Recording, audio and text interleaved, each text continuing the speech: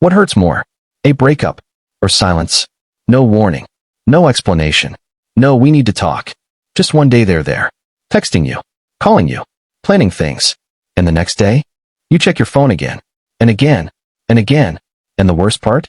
You don't even know what you did wrong. That's ghosting. And today, we're breaking down the real psychology behind it. Because ghosting is not just about dating.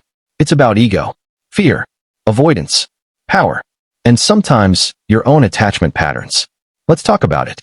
Ghosting feels brutal because your brain hates unfinished stories. Humans crave closure. We want reasons. We want answers. When someone disappears without explanation, your mind goes into detective mode. What did I say? Was I too much? Did I scare them away? Are they with someone else? Your brain starts filling the silence with self-blame. And here's the truth. Silence creates more anxiety than rejection. If someone says, "I'm not interested," it hurts. But at least it's clear. Ghosting leaves a question mark. And your brain hates question marks.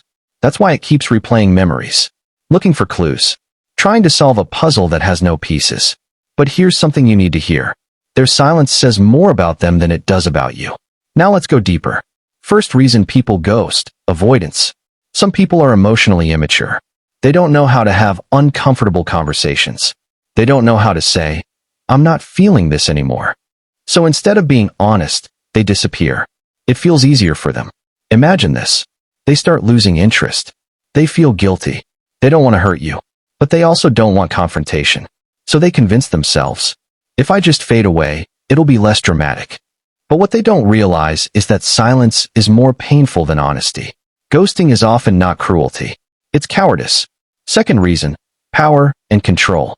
Ghosting creates imbalance. When someone disappears, they control the narrative. They decide when or if communication happens again. Have you noticed how some people come back? Weeks later. "Hey, stranger. Missed you." That's not confusion.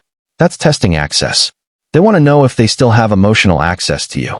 And if you respond instantly, if you welcome them back without boundaries, you teach them something. You teach them that disappearing has no consequences. Ghosting sometimes becomes a power move, a way to stay in control without commitment. Third reason: attachment styles. Not everyone handles intimacy the same way. Some people crave closeness. Others panic when things get too real. You might have been opening up, getting vulnerable, planning the future, and suddenly, they vanish. Why? Because intimacy triggered fear. For avoidant personalities, closeness feels like loss of freedom. So when things get deeper, they pull away. Ghosting becomes their escape button. It's not that you were too much. It's that they weren't ready. And this is important. You can't build security with someone who runs from it. Now here's the part nobody talks about. Why does ghosting hurt so much? Because it attacks your sense of worth. Rejection hurts your heart. Ghosting hurts your identity. You start questioning your value. If I mattered, they wouldn't disappear. If I was enough, they'd stay. But listen carefully. Someone's inability to communicate is not proof of your unworthiness. It's proof of their limitations. Healthy people communicate. Healthy people close chapters properly. Healthy people don't vanish like smoke. If someone ghosts you, they're showing you their emotional capacity. And that's information. Painful information, but valuable information. Now let's flip this. If you've ever ghosted someone, ask yourself why. Was it fear? Was it discomfort? Was it guilt? Growth means choosing honesty over ease. Because disappearing avoids discomfort in the moment. But it builds a pattern of emotional avoidance long term. And patterns shape character. Here's the bigger lesson. Ghosting is a filter. It removes people who lack emotional maturity. Yes, it hurts. Yes, it feels disrespectful.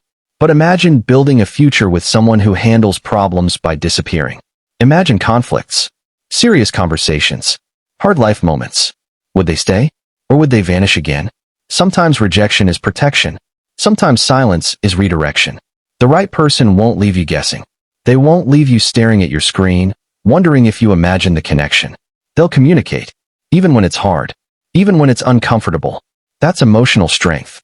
So if you've been ghosted, stop chasing answers from someone who already gave you one. Silence is an answer, and it's saying, "I am not capable of giving you what you need." Take that information. Protect your dignity. Move forward. Because your value is not defined by who stays or leaves. It's defined by how you respond. Here's your takeaway. Ghosting usually comes from avoidance, fear of intimacy, or desire for control. It feels devastating because your brain craves closure. But their silence reflects their emotional limits, not your worth. Don't beg for clarity from someone who chose confusion. Instead, become the kind of person who communicates clearly, sets boundaries, and walks away with self-respect. Now I want to hear from you. Have you ever been ghosted? Or have you ghosted someone? What did it teach you? Drop your experience in the comments. If this video helped you understand something about yourself or your past, hit like. And if you're serious about mastering your mindset and relationships, subscribe. Because the strongest move you can make is choosing growth over confusion. I'll see you in the next one.